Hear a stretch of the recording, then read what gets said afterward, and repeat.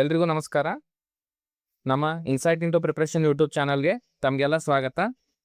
ಇವತ್ತು ನಾವು mental ability practice class 4ನೇ ಕ್ಲಾಸ್ನ ತಗೊಳ್ತಾ ಇದ್ದೀವಿ. ಈ ಈ ಪ್ರಾಕ್ಟೀಸ್ ಕ್ಲಾಸ್ನಲ್ಲಿ ಮೇನ್ ಆಗಿ ಹಳೆ ಪ್ರಶ್ನೆ ಪತ್ರಿಕೆಗಳಿಂದ ತೆಗೆದುಕೊಂಡಂಥ ಪ್ರಶ್ನೆಗಳನ್ನೇ ಸಾಲ್ವ್ ಮಾಡ್ತಾ ಹೋಗ್ತೀವಿ. ಇಲ್ಲಿ ಜಾಸ್ತಿ ಲೆಂದಿ ಮೆಥಡ್ಸ್ ಆಗಲಿ ಅಥವಾ ಎಕ್ಸ್ಪ್ಲನೇಷನ್ಸ್ ಆಗಲಿ ಇರಂಗಿಲ್ಲ. ಅಂದರೆ ಜಸ್ಟ್ ನಿಮಗೆ ಕನ್ವಿನ್ಸ್ ಮಾಡೋಕ್ಕೆ ಎಷ್ಟು ಬೇಕೋ ಅಷ್ಟನ್ನೇ ನಾನು ಹೇಳ್ತಾ ಹೋಗ್ತೀನಿ. ಬೈ ಚಾನ್ಸ್ ನಿಮಗೆ ಬೇಸಿಕ್ ಕ್ಲಾಸಸ್ ಬೇಕಾಗಿತ್ತು ಅಂದರೆ ನಾನು ಅದು ಬೇಸಿಕ್ ಕ್ಲಾಸಸ್ನ ಸೀರೀಸ್ ಮಾಡ್ತಾ ಇದ್ದೀನಿ, ಅದನ್ನು ಕಂಟಿನ್ಯೂ ಮಾಡಿರಿ. ಈಗ ಆಲ್ರೆಡಿ 3 ಕ್ಲಾಸಸ್ ಅಪ್ಲೋಡ್ ಆಗಿದೆ ಪರ್ಸೆಂಟೇಜ್ ಚಾಪ್ಟರ್ ಮೇಲೆ. ಸೊ ಅದು ಕಂಟಿನ್ಯೂ ಆ ಥರ ಬರ್ತಾ ಹೋಗುತ್ತೆ. ಇನ್ನು ಇಲ್ಲಿ ಏನಂತಂದರೆ ಡೈರೆಕ್ಟಾಗಿ ಕ್ವಶನ್ಸ್ ಇರುತ್ತೆ, ಆನ್ಸರ್ಸ್ ನೀವು ಟ್ರೈ ಮಾಡಿರಿ. ಬಿಡ್ಸೋಕ್ಕಾಗಿಲ್ಲ ಅಂತಂದರೆ ನಾನು ಯಾವ ರೀತಿ ಬಿಡಿಸ್ತೀನಿ ಅಂತ ಸೊಲ್ಯೂಷನ್ನ ನೋಡ್ರಿ, ಅದರಿಂದ ನಿಮ್ಗೆ ಈಸಿಯಾಗೆ ಸಾಲ್ವ್ ಮಾಡೋಕ್ಕೆ ಆಗುತ್ತೆ. ಈಗ ಈ ಒಂದು ಕ್ಲಾಸಸ್ ಯಾವ್ಯಾವ ಎಕ್ಸಾಮ್ಸ್ಗೆ ಹೆಲ್ಪ್ ಆಗುತ್ತೆ ಅಂತ ನಾನಿಲ್ಲಿ ಮೆನ್ಷನ್ ಮಾಡಿದ್ದೀನಿ. KPSC ಎಕ್ಸಾಮು ಮತ್ತು ಪೊಲೀಸ್ ಎಕ್ಸಾಮ್ಸ್, ಪೊಲೀಸ್ ಎಲ್ಲ PC PSI ಎಲ್ಲ ಎಕ್ಸಾಮ್ಸಿಗೂ ಹೆಲ್ಪ್ ಆಗುತ್ತೆ. FDA SDA teachers recruitment Karnataka TETನೇ ಆಗಲಿ ಅಥವಾ GPSTR ಆಗಲಿ, PDO ಮತ್ತು ಇತರೆ ನಮ್ಮ ಕರ್ನಾಟಕ ಸರ್ಕಾರ ನಡೆಸುವಂಥ ಪ್ರತಿಯೊಂದು ಎಕ್ಸಾಮ್ಗಳಿಗೂ ಈ ಒಂದು ಕ್ಲಾಸಸ್ ಹೆಲ್ಪ್ ಆಗ್ತಾವೆ. ಅದ್ರ ಸಲುವಾಗಿ ಆದಷ್ಟು ಇದನ್ನು ಪ್ರಾಕ್ಟೀಸ್ ಮಾಡೋಕ್ಕೆ ಟ್ರೈ ಮಾಡಿರಿ ಮತ್ತು ರಿವಿಷನ್ ಮಾಡ್ತಾ ಇರ್ರಿ. ಒಂದೇ ಕ್ಲಾಸ್ ಒಂದ್ಸಲ ನೋಡಿದ್ರೆ ಆಯಿತು ಅನ್ನೋವಂಥದ್ದಲ್ಲ. ಯಾವುದಾದ್ರು ಕ್ವಶನ್ಸ್ ನಿಮಗೆ ಬಿಡ್ಸೋಕ್ಕಾಗಿರಲಿಲ್ಲ ಅಂತಂದರೆ ಒಂದು ಸಲ ಪ್ರಾಕ್ಟೀಸ್ ಮಾಡಿರಿ, ಒಂದು 2-3 ಡೇಸ್ ಗ್ಯಾಪ್ ಮಾಡಿರಿ, ಮತ್ತು ಆ ಕ್ವಶನ್ನ ಸಾಲ್ವ್ ಮಾಡೋಕ್ಕೆ ಟ್ರೈ ಮಾಡಿರಿ. ಅದರಿಂದ ನಿಮಗೆ ಬೇಸಿಕ್ಸು ಸ್ಟ್ರಾಂಗ್ ಆಗ್ತದೆ ಮತ್ತು ಕಾನ್ಫಿಡೆನ್ಸು ಜಾಸ್ತಿ ಆಗ್ತದೆ. ಸೊ ಟೈಮ್ ವೇಸ್ಟ್ ಮಾಡಿದ್ರೆ ಡೈರೆಕ್ಟಾಗಿ ಈಗ ಕ್ವಶನ್ಸ್ಗಳಿಗೆ ಹೋಗೋಣ. ಫಸ್ಟ್ ಕ್ವಶನ್, ಈ ಸರಣಿಯಲ್ಲಿ ಮುಂದಿನ ಸಂಖ್ಯೆಯನ್ನು ಹುಡುಕಿ ಅಂತ ಹೇಳ್ತಾರೆ. ಸರಣಿ ಏನಿದೆಯಪ್ಪ ಅಂದ್ರೆ 6, 11, 21, 36, 56 ಅಂತ ಇದೆ. ಸೊ ಇಲ್ಲಿ ನಮಗೆ ನೋಡಿದ ತಕ್ಷಣವೇ ಸುಲಭವಾಗಿ ಗೊತ್ತಾಗುತ್ತೆ ಏನಪ್ಪ ಅಂತಂದ್ರೆ ಈ ಸಂಖ್ಯೆಗಳು ಸ್ಲೋಲಿ ಇನ್ಕ್ರೀಸ್ ಆಗ್ತಾ ಇದಾವೆ, ಗ್ರ್ಯಾಜುವಲಿ ಇನ್ಕ್ರೀಸ್ ಆಗ್ತಾ ಇದಾವೆ. ಒಮ್ಮಿನೊಮ್ಮೆ ಸಡನ್ ಇನ್ಕ್ರೀಸ್ ಇತ್ತು ಅಂತಂದರೆ ಅದನ್ನು ನಾವೇನಂತ ಕನ್ಸಿಡರ್ ಮಾಡಬೇಕು, ಮಲ್ಟಿಪ್ಲಿಕೇಶನ್ ಆಗಿದೆ ಅಂತ ಕನ್ಸಿಡರ್ ಮಾಡಬೇಕು. ಬಟ್ ಇಲ್ಲಿ ಸ್ಲೋಲಿ ಇನ್ಕ್ರೀಸ್ ಆಗೋದ್ರಿಂದ ಇಲ್ಲಿ ಎಡಿಷನ್ ಆಗಿರುತ್ತೆ. ಸೊ ಎಷ್ಟೆಷ್ಟು ಎಡಿಷನ್ ಮಾಡಿದ್ದಾರೆ ನೋಡೋಣ. 6 ಇದ್ದಿದ್ದು 5 11 ಆಗ್ಬೇಕಂದ್ರೆ 5 ಜಾಸ್ತಿ ಮಾಡಿದ್ದಾರೆ. 11 ಇದ್ದಿದ್ದು 21 ಆಗ್ಬೇಕಂದ್ರೆ 10 ಜಾಸ್ತಿ ಮಾಡಿದ್ದಾರೆ. ಸೊ 21 ಇದ್ದಿದ್ದು 36 ಆಗ್ಬೇಕಂದ್ರೆ 15 ಜಾಸ್ತಿ ಮಾಡಿದ್ದಾರೆ. ಮತ್ತು 36 ಇದ್ದಿದ್ದು 56 ಆಗ್ಬೇಕಂದ್ರೆ 20 ಜಾಸ್ತಿ ಮಾಡಿದ್ದಾರೆ. ಇಲ್ಲಿ ನೋಡ್ರಿ 5 5 5 ಇನ್ಕ್ರೀಸ್ ಆಗ್ತಾ ಹೋಗ್ತಿದೆ. ಅಂದ್ರೆ ನಾವು ನೆಕ್ಸ್ಟ್ ಏನು ಮಾಡಬೇಕು, 25ನ ಜಾಸ್ತಿ ಮಾಡಬೇಕು. 56ನ 25ನ ಆ್ಯಡ್ ಮಾಡಿದ್ರೆ ಎಷ್ಟಾಗುತ್ತೆ, 81. So answer 81. Option C is the right answer. Next question, ಫೋಟೋವನ್ನು ತೋರಿಸುತ್ತಾ ನಿಶಾಂತ್ ಹೇಳುವನು, ಅವರ ತಂದೆ ನನ್ನ ತಾಯಿಯ ಏಕೈಕ ಪುತ್ರ. ಅದು ಯಾರ ಫೋಟೋ ಅಂತ ಕೇಳ್ತಾರೆ. ಇಲ್ಲೊಬ್ಬ ಮನುಷ್ಯ ಇರ್ತಾನೆ ಅನ್ಕೋರಿ, ಅವನು ಒಂದು ಫೋಟೋವನ್ನು ತೋರಿಸಿ ಹೇಳ್ತಾ ಇರ್ತಾನೆ, ಈ ಫೋಟೋದಲ್ಲಿರುವಂಥ ವ್ಯಕ್ತಿಯ ತಂದೆ ನನ್ನ ತಾಯಿಯ ಏಕೈಕ ಪುತ್ರ. ನನ್ನ ತಾಯಿ ಅಂತಂದ್ರೆ ನಿಶಾಂತ್ನ ತಾಯಿ. ನಿಶಾಂತ್ನ ತಾಯಿ ಅವರು ಈ ಒಂದು ಫೋಟೋದಲ್ಲಿರುವಂಥ ತಂದೆಯ ಏಕೈಕ ಪುತ್ರ ಅಂತ ಹೇಳ್ತಾ ಇದ್ದಾರೆ. ಅಂದರೆ ಆಪ್ಷನ್ ಏನು, ನಿಶಾಂತ್ ಅವರ ಮಗನೇ, ಅವನು ತೋರಿಸಿ ಹೇಳ್ತಾ ಇದ್ದಾನೆ ಅಂತ ಸುಲಭವಾಗಿ ಅರ್ಥ ಆಗುತ್ತೆ. So correct answer is Nishant. Next question,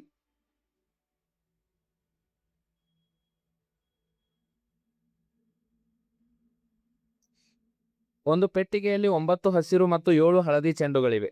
ಯಾದೃಚ್ಛಿಕವಾಗಿ 2 ಚೆಂಡುಗಳನ್ನು ಅನುಕ್ರಮವಾಗಿ ತೆಗೆಯಲಾಗುತ್ತದೆ. ಅವುಗಳಲ್ಲಿ ಒಂದು ಹಸಿರು ಮತ್ತು ಇನ್ನೊಂದು ಹಳದಿ ಬಣ್ಣ ಆಗಿರುವ ಸಂಭವನೀಯತೆ ಏನು ಅಂತ ಕೇಳ್ತಾ ಇದ್ದಾರೆ.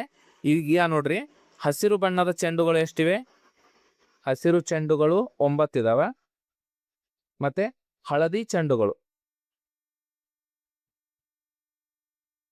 7 ಇದಾವೆ. ಸೊ ಒಟ್ಟು ಚೆಂಡುಗಳು ಎಷ್ಟಾಯ್ತು,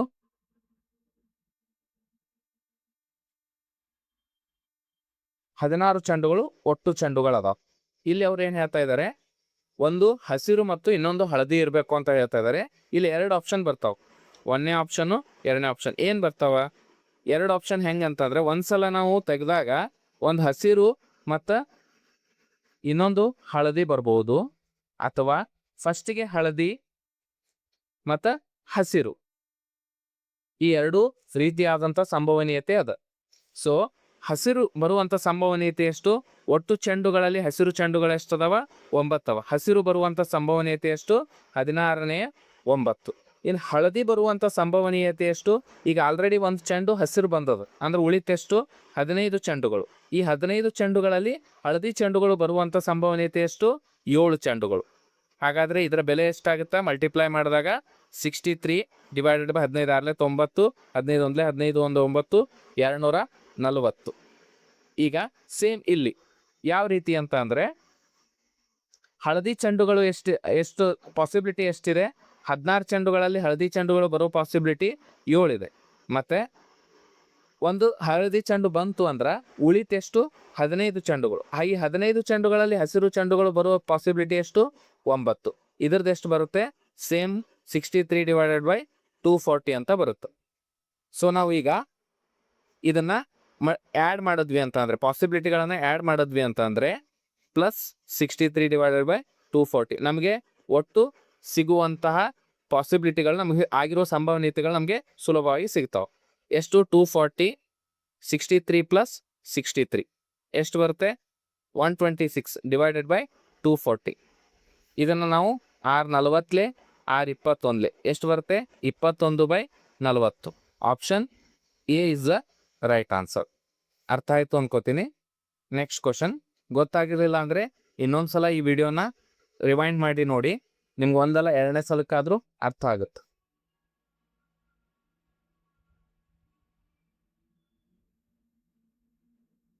ಇಲ್ಲಿ ಏನು ಹೇಳ್ತಾ ಇದ್ದಾರೆ? 3 ಸಂಖ್ಯೆಗಳ ಮೊತ್ತ 138 ಆಗಿದೆ ಅಂತೆ. ಆ ಸಂಖ್ಯೆಗಳು 1:2:3 ಅನುಪಾತದಲ್ಲಿದ್ದರೆ ಸಂಖ್ಯೆಗಳು ಯಾವುವು ಅಂತ ಕೇಳ್ತಾ ಇದ್ದಾರೆ. ಇಲ್ಲಿ ನಾವು ಅನುಪಾತವನ್ನ ಹೆಂಗ್ ಮಾಡ್ತೀವಿ ಅಂತಂದ್ರೆ ಉದಾಹರಣೆಗೆ 10 15 20 ಇತ್ತು ಅನ್ಕೋರಿ. ಇದರ ಅನುಪಾತವನ್ನ ತೆಗಿಬೇಕಾದ್ರೆ ನಾವು ಏನು ಮಾಡ್ತೀವಿ? 5 2 5 3 5 4 ಅಂದರೆ 2:3:4 ಅಂತ ಮಾಡ್ತೀವಿ, ರೈಟಾ? ಇಲ್ಲಿ 5ರಿಂದ ನಾವು ಡಿವೈಡ್ ಮಾಡಿದ್ದೀವಿ. ಈ ಸಂಖ್ಯೆಗಳು ನನಗೆ ಮತ್ತೆ ಬರಬೇಕಾಗಿತ್ತು ಅಂದ್ರೆ ಈ ಅನುಪಾತಕ್ಕೆ ನಾವು ಮತ್ತೆ 5ರಿಂದ ಗುಣಿಸ್ತಾ ಹೋಗ್ಬೇಕು. 2ಕ್ಕೆ 5ರಿಂದ ಗುಣಿಸಿದ್ರೆ 10, 3ಕ್ಕೆ 5ರಿಂದ ಗುಣಿಸಿದ್ರೆ 15, 4ಕ್ಕೆ 5ರಿಂದ ಗುಣಿಸಿದ್ರೆ 20. ಸೊ ಈ ಒಂದು ಕಾನ್ಸ್ಟಂಟು ನಮಗೆ ಯಾವುದು ಅಂತ ಗೊತ್ತಾಗ್ಬೇಕಂದ್ರೆ ಯಾವ ರೀತಿ ಮಾಡ್ಬೇಕಪ್ಪ ಅಂದರೆ ಫಸ್ಟಿಗೆ ನಾನು ಈ ಅನುಪಾತಗಳನ್ನು ಯಾವ ರೀತಿ ಬರ್ಕೋತೀನಿ?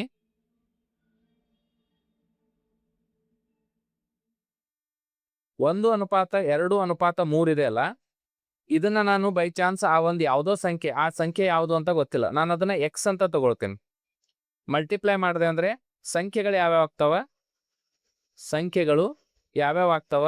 1x 2x ಮತ್ತು 3x. ಇವು ಸಂಖ್ಯೆಗಳು. ಈ ಎಕ್ಸ್ ಅನ್ನೋದೇನು? ಅದರ ಜೊತೆಗೆ ಗುಣಕವಾಗುವಂಥ ಒಂದು ಸಂಖ್ಯೆ. ಆ ಗುಣಿಸಿದಾಗ ನಮ್ಗೆ ಏನಾಗ್ತದೆ? ಅದರ ರಿಯಲ್ ವ್ಯಾಲ್ಯೂ ಸಿಗ್ತಿರ್ತಾವೆ. ಸೊ ಈ ಸಂಖ್ಯೆಗಳ ಮೊತ್ತವನ್ನು ಕೊಟ್ಟಾರ 138 ಅಂತ. 1x plus 2x plus 3x ಈ ಮೂರನ್ನು ಕೂಡಿಸಿದಾಗ 138 ಆಗ್ತದ ಅಂತ ಹೇಳ್ತಾರೆ. ನೋಡ್ರಿ, ಇವು ಮೂರನ್ನು ಕೂಡಿಸ್ರೆ ಎಷ್ಟಾಗ್ತದೆ? 6x = 138. ಆದ್ದರಿಂದ x = 138 ಡಿವೈಡೆಡ್ ಬೈ 6. 6 1 6 2 6 3. ಸೊ ಎಕ್ಸ್ನ ಬೆಲೆ ಎಷ್ಟು ಬಂತು? 23. ನಾನೀಗ ಆ ಸಂಖ್ಯೆಗಳನ್ನು ಸುಲಭವಾಗಿ ಕಂಡುಹಿಡಿಬಹುದಾ? ಯಾವ ರೀತಿ? 1x ಅಂದರೆ ಎಷ್ಟು? 1 × 23 = 23.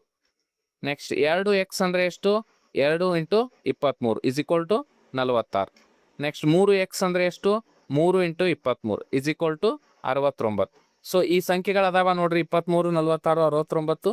ಆಪ್ಷನ್ ಎ ನಲ್ಲಿದೆ. So option A is the right answer. Next question.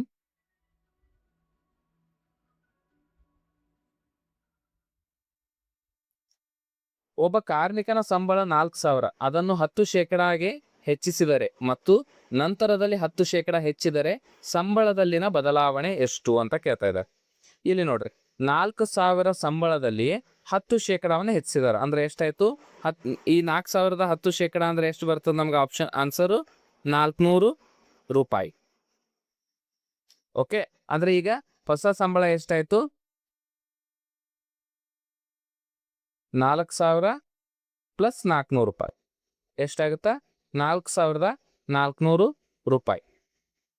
ಈಗ ಈ 4,400 ರೂಪಾಯಿಯನ್ನ ಮತ್ತೆ 10% ಜಾಸ್ತಿ ಮಾಡ್ತಾರಂತ.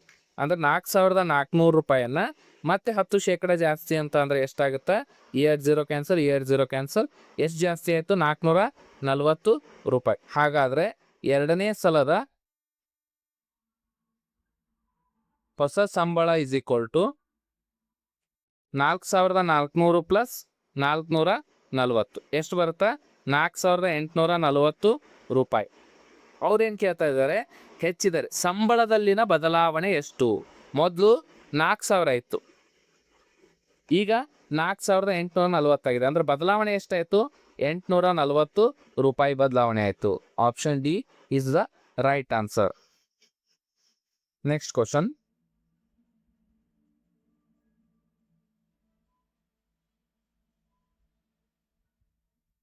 1, 3, 4, 5 ಈ ಸಂಖ್ಯೆಗಳೊಂದಿಗೆ ಎಷ್ಟು 4 ಅಂಕಿಯ ಸಂಖ್ಯೆಗಳನ್ನು ರಚಿಸಬಹುದು ಅಂತ ಕೇಳ್ತಾ ಇದ್ದಾರೆ. ನೋಡ್ರಿ, 1, 3, 4, 5 ಈ ಸಂಖ್ಯೆಗಳಿಂದ ಎಷ್ಟು ಸಂಖ್ಯೆಗಳನ್ನ ನಾವು ರಚಿಸಬಹುದು 4 ಅಂಕಿಯ ಸಂಖ್ಯೆಗಳನ್ನ ಅಂತ. ಇದನ್ನ ತುಂಬಾ ಈಸಿಯಾಗಿ ನಾವು ಸಾಲ್ವ್ ಮಾಡಬಹುದು. ಯಾವ ರೀತಿ ಅಂತಂದ್ರೆ, ಈ ಸಂಖ್ಯೆಗಳು ಅಂಕಿಗಳು ಎಷ್ಟದಾವು ಅಂತಂದ್ರೆ 4 ಅಂಕಿಗಳದಾವ.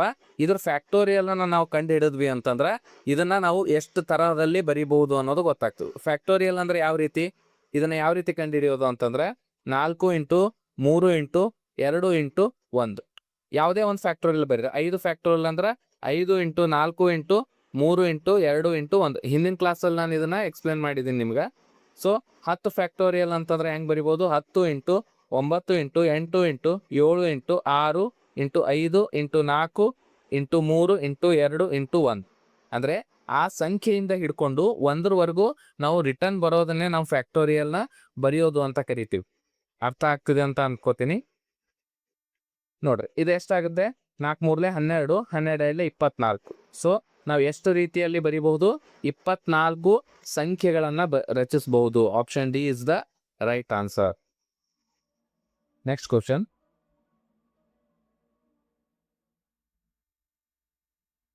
ಕಾಲೇಜಿನ 100 ವಿದ್ಯಾರ್ಥಿಗಳ ಸಮೀಕ್ಷೆಯಲ್ಲಿ 49 ಜನ ಫುಟ್ಬಾಲ್ ನೋಡುವುದನ್ನು ಇಷ್ಟಪಡುತ್ತಾರೆ ಎಂದು ತಿಳಿದು ಬಂದಿದೆ. 53 ಜನ ಹಾಕಿ ನೋಡಲು ಇಷ್ಟಪಡುತ್ತಾರೆ ಮತ್ತು 62 ಜನ ಬಾಸ್ಕೆಟ್ಬಾಲ್ ನೋಡಲು ಇಷ್ಟಪಡುತ್ತಾರೆ. 27 ಜನ ಫುಟ್ಬಾಲ್ ಮತ್ತು ಹಾಕಿ ಎರಡನ್ನೂ ನೋಡಲು ಇಷ್ಟಪಡುತ್ತಾರೆ. 29 ಜನ ಬಾಸ್ಕೆಟ್ಬಾಲ್ ಮತ್ತು ಹಾಕಿ ಎರಡನ್ನೂ ನೋಡಲು ಇಷ್ಟಪಡುತ್ತಾರೆ. 28 ಜನ ಫುಟ್ಬಾಲ್ ಮತ್ತು ಬಾಸ್ಕೆಟ್ಬಾಲ್ ಎರಡನ್ನೂ ನೋಡಲು ಇಷ್ಟಪಡುತ್ತಾರೆ. 5 ಜನ ಏನನ್ನೂ ನೋಡಲು ಇಷ್ಟಪಡುವುದಿಲ್ಲ. ಮೇಲಿನ ಮಾಹಿತಿ ಆಧಾರದ ಮೇಲೆ ಪ್ರಶ್ನೆ ಸಂಖ್ಯೆ 1ರಿಂದ 3ರವರೆಗೆ ಉತ್ತರಿಸಿ ಅಂತ ಹೇಳ್ತಾರೆ. ಫಸ್ಟ್ಗೆ ನಾವು ಈ ತರದ ಪ್ರಶ್ನೆಗಳು ಬಂದಾಗ ಇದರಲ್ಲಿ ನಮಗೆ ಆರಾಮಾಗಿ 3ರಿಂದ 4 ಮಾರ್ಕ್ಸ್ ಒಂದೇ ಸಲಕ್ಕೆ, ಇದನ್ನ ಒಂದು ಸಾಲ್ವ್ ಮಾಡಿದ್ರಿ ಅಂತಂದ್ರೆ 3ರಿಂದ 4 ಮಾರ್ಕ್ಸ್ ಒಂದೇ ಸಲಕ್ಕೆ ಫಿಕ್ಸ್ ಆಗಿ ಬರ್ತವೆ. ಅದಕ್ಕೆ ನೀವು ಫಸ್ಟಿಗೆ ಏನ್ ಮಾಡ್ಬೇಕು? ಪ್ರಶ್ನೆಯನ್ನ ನೀಟಾಗಿ ಏನ್ ಕೊಟ್ಟಿದಾರಂತ ನೀಟಾಗಿ ಬರ್ಕೋಬೇಕು. ನೋಡ್ರಿ, ಯಾವ ರೀತಿ ಬರ್ಕೋಬೇಕಂದ್ರೆ, ಒಟ್ಟು ವಿದ್ಯಾರ್ಥಿಗಳು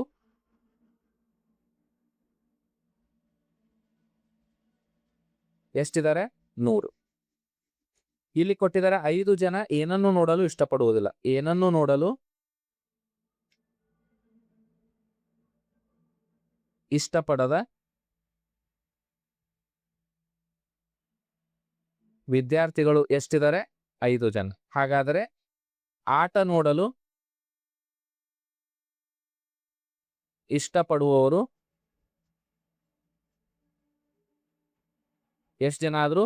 100 ಮೈನಸ್ 5 ಎಷ್ಟು ಜನ ಆಗ್ತಾರ? 95 ಜನ. ಇಷ್ಟನ್ನ ನಾವು ಬರ್ಕೊಂಡ್ವಿ. ಇಲ್ಲಿ ಬೇರೆ ಬೇರೆ ರೀತಿಯ ಆಟಗಳನ್ನ ಯಾವ ರೀತಿ ನೋಡ್ತಾರ? ಎಕ್ಸಾಂಪಲ್, 53 ಜನ ಹಾಕಿ ನೋಡ್ತಾರ. ಹಾಕಿ ಅಂತಂದ್ರೆ ನಾನು ಎಚ್ ಅಂತ ಬರ್ಕೋತೀನಿ. ಇದನ್ನ ಎಷ್ಟು ಜನ ನೋಡ್ತಾರ? 53 ಜನ ನೋಡ್ತಾರ. ಮತ್ತು 62 ಜನ ಬಾಸ್ಕೆಟ್ಬಾಲ್ ಅಂದ್ರೆ ಬಿ ಅಂತ ಬರ್ಕೋತೀನಿ. ಅದನ್ನ ಎಷ್ಟು ಜನ ನೋಡ್ತಾರ? 62 ಜನ ನೋಡ್ತಾರ. ಮತ್ತೆ ನೆಕ್ಸ್ಟ್ ಮತ್ತೆ ಫುಟ್ಬಾಲ್ ಇಲ್ಲಿ 49 ಜನ ನೋಡ್ತಾರ ಅಂತ ಬರ್ದಾರ. ಇದರ ಜೊತೆಗೆ ಮತ್ತೇನ್ ಕೊಟ್ಟಾರಪ್ಪ ಅಂತಂದ್ರ, ಫುಟ್ಬಾಲ್ ಮತ್ತು ಹಾಕಿ ಎರಡನ್ನೂ ನೋಡಲು 27 ಜನ ನೋಡ್ತಾರ. ಮತ್ತು ಬಾಸ್ಕೆಟ್ಬಾಲ್ ಮತ್ತು ಹಾಕಿ ಇದನ್ನ 29 ಜನ ನೋಡ್ತಾರ.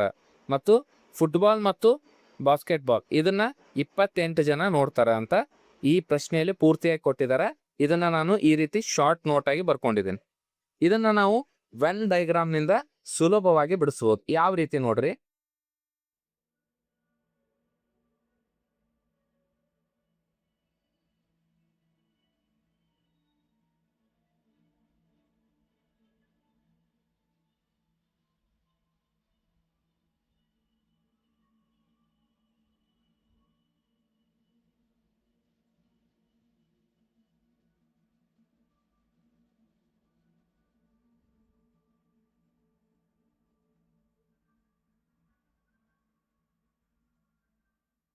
ನಾನಿಲ್ಲಿ ಒಂದೊಂದು ಆಟಗಳನ್ನ ಒಂದೊಂದು ಹೆಸರಿಂದ ಗುರುತಿಸ್ತೀನಿ. ಇದು ಹಾಕಿ, ಇದು ಬಾಸ್ಕೆಟ್ಬಾಲ್, ಇದು ಫುಟ್ಬಾಲ್. ಈಗ ನೋಡ್ರಿ ಏನ್ ಹೇಳ್ತಾ ಇದ್ದಾರೆ ಅಂತಂದ್ರೆ, ಈ ಹಾಕಿ ಆಡೋ ಟೋಟಲ್ ಸಂಖ್ಯೆ ಎಷ್ಟು? 53. ಮತ್ತೆ ಬಾಸ್ಕೆಟ್ಬಾಲ್ ಆಡೋ ಟೋಟಲ್ ಸಂಖ್ಯೆ ಎಷ್ಟು? 62. ಮತ್ತೆ ಫುಟ್ಬಾಲ್ ಆಡೋ ಟೋಟಲ್ ಸಂಖ್ಯೆ ಎಷ್ಟು? 49. ಇದರ ಅರ್ಥ ಏನು ಅಂತಂದ್ರೆ, ಈ ಸರ್ಕಲ್ ನಲ್ಲಿ ಬರುವಂತ ಪೂರ್ತಿ ಬೆಲೆಗಳೆಲ್ಲ ಸೇರಿ ಎಷ್ಟಾಗುತ್ತೆ? 49 ಆಗುತ್ತೆ. ಈ ಸರ್ಕಲ್ ಅಲ್ಲಿ ಬರುವಂತ ಪೂರ್ತಿಯಾಗಿ ಉದಾಹರಣೆ ನಾನು ಮಾರ್ಕ್ ಮಾಡಿ ತೋರಿಸ್ತೀನಿ ನೋಡ್ರಿ. ಈ ಸರ್ಕಲ್ ಅಲ್ಲಿ ಏನ್ ಬರುತ್ತಲ್ಲ, ಈ ಸರ್ಕಲ್ ಅಲ್ಲಿ ಬರುವಂತ ಪೂರ್ತಿ ಬೆಲೆ 62 ಆಗುತ್ತೆ ಅಂತ ಹೇಳ್ತಾ ಇದ್ದಾರೆ. ಸೊ ಆಯಾ ಪೂರ್ತಿ ಸರ್ಕಲ್ನ ಬೆಲೆಯನ್ನ ನಮ್ಗೆ ಕೊಟ್ಟಾರ. ಪ್ಲಸ್ ಫುಟ್ಬಾಲ್ ಮತ್ತು ಹಾಕಿ ಎರಡನ್ನೂ ಆಡೋರು 27. ಇದರಲ್ಲಿ ಫುಟ್ಬಾಲ್, ಹಾಕಿ, ಬಾಸ್ಕೆಟ್ಬಾಲ್ ಅಷ್ಟು ಆಡೋರ್ನು ಇರ್ತಾರೆ, ಮತ್ತೆ ಬರೀ ಫುಟ್ಬಾಲ್ ಆಡೋರು ಮತ್ತೆ ಬರೀ ಹಾಕಿ ಆಡೋರು ಇರ್ತಾರೆ.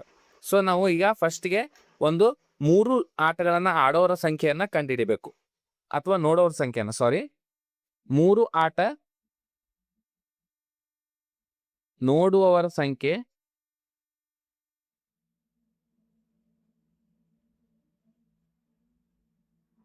ಎಕ್ಸ್ ಆಗಿರಲಿ ಅಂತ ನಾನು ಮಾಡ್ತೇನೆ. ಈಗ ನಾನು ಒಟ್ಟು ಸಂಖ್ಯೆ ಇಸ್ ಈಕ್ವಲ್ ಟು ಏನೇನಿರುತ್ತೆ ಹೇಳ್ರಿ? ಒಟ್ಟು ಸಂಖ್ಯೆ ಇಸ್ ಈಕ್ವಲ್ ಟು ಪ್ರತಿ ಆಟ ನೋಡುವವರ ಸಂಖ್ಯೆ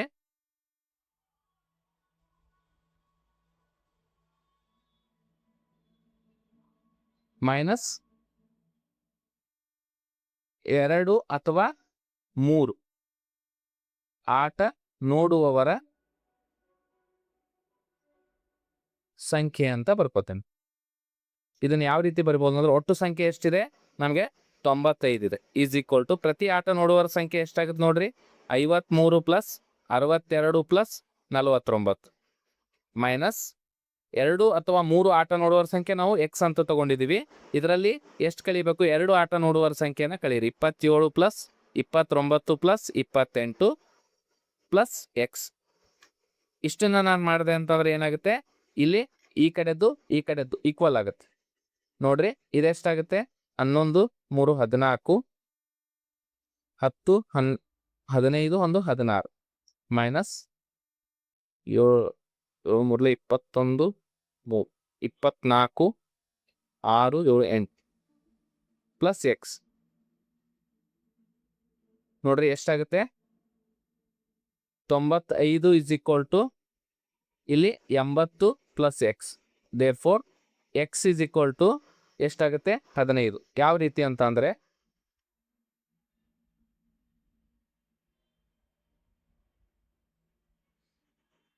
ತೊಂಬತ್ತೈದು ಮೈನಸ್ 80 ಅಂತ ಎಷ್ಟು ಬರುತ್ತೆ? 15. ಈ ಎಕ್ಸ್ ಏನು? 3 ಆಟಗಳನ್ನ ನೋಡುವವರ ಸಂಖ್ಯೆ. 3 ಆಟಗಳನ್ನ ನೋಡುವವರ ಸಂಖ್ಯೆ ಎಲ್ಲಿರ್ತದೆ? ಇಲ್ಲಿ 15 ಅಂತ ಬರುತ್ತೆ. ಸೊ ಈಗ ನಮಗೆ ಸುಲಭವಾಗಿ ಫುಟ್ಬಾಲ್ ಮತ್ತು ಹಾಕಿ ಎರಡನ್ನೂ ನೋಡೋರ ಸಂಖ್ಯೆ 27 ಅಂತಿದ್ದಾರೆ. ಅಂದ್ರೆ ಈ 15 ಜನರನ್ನ ಬಿಡ್ರಿ, ಎಷ್ಟಾಗುತ್ತೆ ಇಲ್ಲಿ? 12 ಜನ. ಮತ್ತೆ ನೆಕ್ಸ್ಟ್ ಫುಟ್ಬಾಲ್ ಮತ್ತು ಬಾಸ್ಕೆಟ್ಬಾಲ್ ನೋಡೋರ ಸಂಖ್ಯೆ 28 ಅಂತೆ. 28ರಲ್ಲಿ 15 ಜನ ಇಲ್ಲಿದ್ದಾರೆ ಅಂತಂದ್ರೆ ಎಷ್ಟಾಗುತ್ತೆ? ಇದು 13 ಆಗುತ್ತೆ. ಮತ್ತು ಹಾಕಿ ಮತ್ತು ಬಾಸ್ಕೆಟ್ಬಾಲ್ ನೋಡೋರ ಸಂಖ್ಯೆ 29 ಅಂತ ಹೇಳ್ತಾರೆ. ಇಲ್ಲಿ 15 ಇದೆ ಅಂದ್ರೆ ಇದು ಎಷ್ಟಾಗುತ್ತೆ? 14 ಆಗುತ್ತೆ. ಈಗ ನೋಡ್ರಿ, ಈ 3 ಸಂಖ್ಯೆಗಳನ್ನ ಸೇರಿಸಿದಾಗ 12 15 14 ಪ್ಲಸ್ ಇಲ್ಲಿ ಒಂದು ಸಂಖ್ಯೆ ಬರೀ ಹಾಕಿ ನೋಡೋರಷ್ಟೇ ಸೇರಿಸಿದಾಗ ಎಷ್ಟಾಗುತ್ತೆ? ಟೋಟಲ್ 53. ಸೊ ಇಲ್ಲಿರುವವರ ಸಂಖ್ಯೆನ ನಾವು ಕಂಡುಹಿಡಿಬೇಕಾದ್ರೆ ಈ ಒಟ್ಟನ್ನ ಈ 53ರಲ್ಲಿ ಕಳಿಬೇಕು. ಯಾವ ರೀತಿ? 41. 53ರಲ್ಲಿ 41 ಹೋದ್ರೆ ಎಷ್ಟಾಗುತ್ತೆ? 8 ಜನ. ನೆಕ್ಸ್ಟ್ ಇದೇ ರೀತಿ ಈ 62ರಲ್ಲಿ 14 15 13 ಕಳಿಬೇಕು. 9 12 42. 62ರಲ್ಲಿ 42 ಕಳೆದ್ರೆ 20. ನೆಕ್ಸ್ಟ್ ಈ 49ರಲ್ಲಿ 12 15 13 ಇದನ್ನ ಕಳಿಬೇಕು. ಸೊ ಇದೆಷ್ಟು ಬರುತ್ತೆ? 40ರಲ್ಲಿ 49 ಕಳೆದ್ರೆ 49ರಲ್ಲಿ 40 ಕಳೆದ್ರೆ 9. ಸೊ ಈಗ ನಮಗೆ ಸುಲಭವಾಗಿ ಕ್ವಶನ್ಸ್ಗೆ ಆನ್ಸರ್ ಮಾಡಬಹುದು. ಯಾವ ರೀತಿ ನೋಡಿ, ಎಷ್ಟು ಜನ ವಿದ್ಯಾರ್ಥಿಗಳು ಮೇಲೆ ನೀಡಿರುವ ಆಟದಲ್ಲಿ ಕೇವಲ ಒಂದು ಆಟವನ್ನು ನೋಡಲು ಇಷ್ಟಪಡುತ್ತಾರೆ? ಕೇವಲ ಒಂದು ಆಟ ನೋಡುವ ಸಂಖ್ಯೆ ಎಲ್ಲಿರ್ತದ? ಈ ಭಾಗದಲ್ಲಿ ಇರ್ತದೆ. ಎಷ್ಟಿದೆ? 20 + 8 + 9 8 × 16 17 37. ಎಷ್ಟು ಬರುತ್ತೆ ಆನ್ಸರು? 37. ಸೊ ಇಲ್ಲಿ ಆಪ್ಷನ್ನು ಮಿಸ್ಟೇಕ್ ಆಗಿದೆ. ಇಲ್ಲಿ ಫಾರ್ ಎಕ್ಸಾಂಪಲ್ ಇದು ಆನ್ಸರು 37. ನೆಕ್ಸ್ಟ್ ಕ್ವಶನ್, ಎಷ್ಟು ಜನ ವಿದ್ಯಾರ್ಥಿಗಳು ಎಲ್ಲ ಆಟವನ್ನು ನೋಡಲು ಇಷ್ಟಪಡುತ್ತಾರೆ? ಸೊ ಎಲ್ಲ ಆಟ ನೋಡಲು ಇಷ್ಟಪಡುವವರ ಸಂಖ್ಯೆ ಎಷ್ಟು?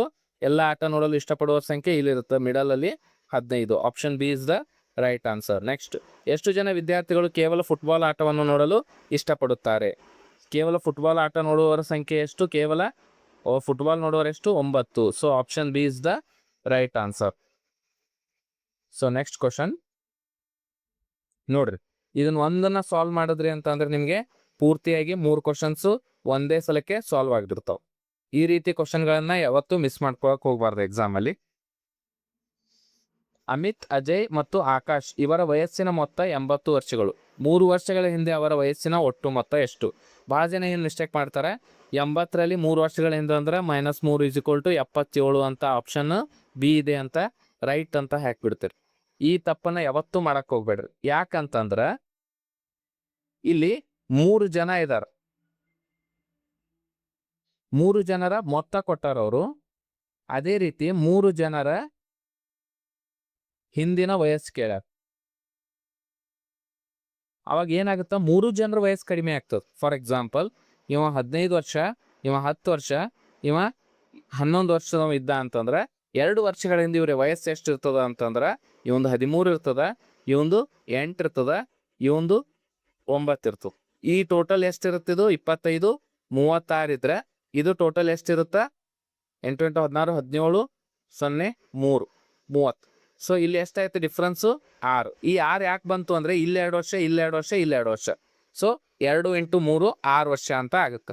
ಅದೇ ರೀತಿ ಈ ಕ್ವಶನ್ನು ಇಲ್ಲೇನಾಗುತ್ತೆ, 3 ಜನರ ವಯಸ್ಸಿನ ಮೊತ್ತ ಕೊಟ್ಟಾರ. ಎಷ್ಟಿತ್ತು? 80 ವರ್ಷ. 3 ವರ್ಷಗಳ ಹಿಂದೆ ಅವ್ರ ವಯಸ್ಸು ಕೇಳ್ತಾ ಇದಾರೆ ಅಂದ್ರೆ ಒಬ್ಬೊಂದು 3 ವರ್ಷ, ಮತ್ತೆ ಇನ್ನೊಬ್ಬೊಂದು 3 ವರ್ಷ, ಮತ್ತೆ ಇನ್ನೊಬ್ಬೊಂದು 3 ವರ್ಷ. ಎಷ್ಟಾಗುತ್ತೆ ಟೋಟಲು? 9 ವರ್ಷ.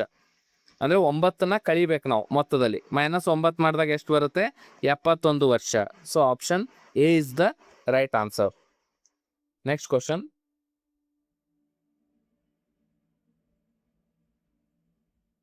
3 ಹುಡುಗರ ಸರಾಸರಿ ವಯಸ್ಸು 15 ವರ್ಷಗಳು. ಅವರ ವಯಸ್ಸಿನ ಅನುಪಾತ 3:5:7ರ ಅನುಪಾತದಲ್ಲಿದ್ದರೆ ಎಲ್ಲರಿಗಿಂತ ಕಿರಿಯ ಹುಡುಗನ ವಯಸ್ಸೆಷ್ಟು? ಇಲ್ಲಿ ನಾವು ಯಾವ ರೀತಿ ಮಾಡೋದಂತ ಲಾಸ್ಟ್ ಕ್ಲಾಸಲ್ಲಿ ಹೇಳಿದೆ. ಸರಾಸರಿ ವಯಸ್ಸು ಕೊಟ್ಟಾರ 15 ವರ್ಷ ಅಂತ ಕೊಟ್ಟಾರ. ನಮ್ದು ವಯಸ್ಸಿನ ಮೊತ್ತವನ್ನು ಕಂಡುಹಿಡಿಬಹುದು. ವಯಸ್ಸಿನ ಮೊತ್ತ ಎಷ್ಟು ಇರುತ್ತದ? ಸರಾಸರಿ ಇಂಟು ಹುಡುಗರ ಸಂಖ್ಯೆ. ಸರಾಸರಿ ಎಷ್ಟಿದೆ? 15. ಹುಡುಗರ ಸಂಖ್ಯೆ ಎಷ್ಟಿದೆ? 3 ಜನ. ಸೊ ಟೋಟಲ್ ಇವ್ರ ವಯಸ್ಸಿನ ಮೊತ್ತ ಎಷ್ಟಾಯ್ತು? 45. ಈ 45 ಎದಕ್ಕೆ ಈಕ್ವಲ್ ಇರ್ತದಪ್ಪ ಅಂತಂದ್ರ 3:5:7ರ ಮೊತ್ತಕ್ಕೆ ಈಕ್ವಲ್ ಇರ್ತದ. ಸರ್ ಹಾಗಾದ್ರೆ 3 + 5 + 7 15 ಆಗತ್ರಿ ಈಕ್ವಲ್ಲ? ಈ ರೀತಿ ಅಲ್ಲ. ಮೇನ್ ಆಗಿ ನಾನು ಈಗ ಆಗಲೇನೆ ಹೇಳಿದ್ದೆ ಯಾವ ರೀತಿ ಅಂತಂದ್ರೆ ಇವುಗಳಿಗೆ ಒಂದು ಸಂಖ್ಯೆ ಗುಣಕವಾಗಿರ್ತದೆ. ಯಾವ ರೀತಿ? ಉದಾಹರಣೆ ಅದನ್ನ x ಅಂತ ತಗೊಂಡ್ರೆ 3x 5x ಮತ್ತೆ 7x ಈ 3 ಸಂಖ್ಯೆಗಳನ್ನ ಕೂಡಿಸಿದಾಗ ಇವುಗಳ ಮೊತ್ತ ಎಷ್ಟು ಬರ್ತದೆ ಅಂತಾರ?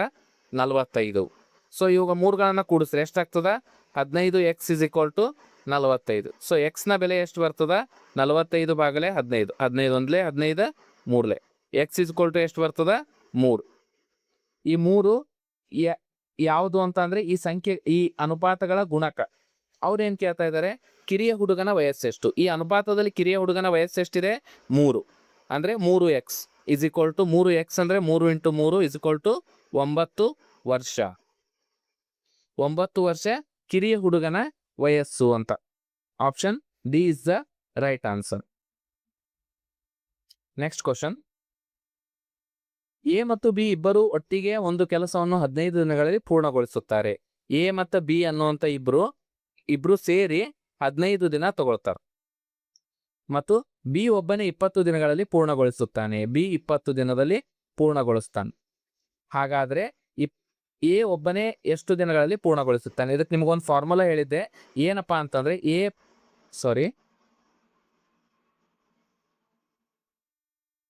A plus B into B divided by B minus A plus B ಅಂತ ಹೇಳಿದ್ದೆ. ಅಂದ್ರೆ ಎನ ಕೆಲಸ ಇಸ್ ಈಕ್ವಲ್ ಟು ಎ ಒಬ್ಬನೇ ಕೆಲಸ ಮಾಡ್ಬೇಕಾದ್ರೆ ಯಾವ ರೀತಿ ಫಾರ್ಮುಲಾ, ಎ ಪ್ಲಸ್ ಬಿ ಎಷ್ಟಿದೆ 15 ಇಂಟು ಬಿ ಎಷ್ಟಿದೆ 20 ಡಿವೈಡೆಡ್ ಬೈ ಬಿ ಎಷ್ಟಿದೆ 20 ಮೈನಸ್ ಎ ಪ್ಲಸ್ ಬಿ 15 ಎಷ್ಟು ಬರುತ್ತೆ? 15 ಇಂಟು 20 ಡಿವೈಡೆಡ್ ಬೈ 5 5 ಒಂದ್ಲೆ 5 3 ಇಸ್ ಈಕ್ವಲ್ ಟು 60 ದಿನ. ಎ ಒಬ್ಬನೇ ಎಷ್ಟು ದಿನದಲ್ಲಿ ಮಾಡ್ತಾನೆ? 60 ದಿನ. Option A is the right answer. ಇದರಲ್ಲಿ ಇನ್ನೂ ಒಂದನ್ನು ನಾವು ಟ್ರೈ ಮಾಡ್ಬೋದು, ಬೇರೆ ಮೆಥಡು. ಇದು ನಿಮಗೆ ಏನಾದರೂ ನೆನ್ಪಿಟ್ಕೊಳ್ಳೋಕೆ ಕಷ್ಟ ಅಂತ ಅಂದರೆ ಈ ರೀತಿ ಮಾಡ್ರಿ.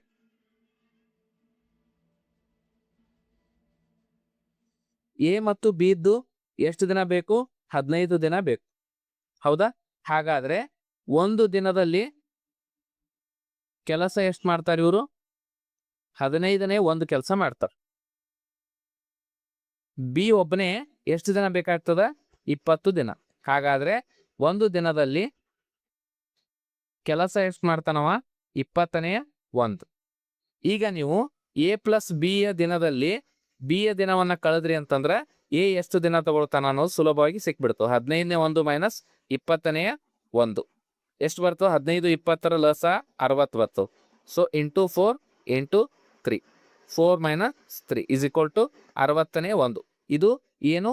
ಏನ ಒಂದು ದಿನದ ಕೆಲಸ.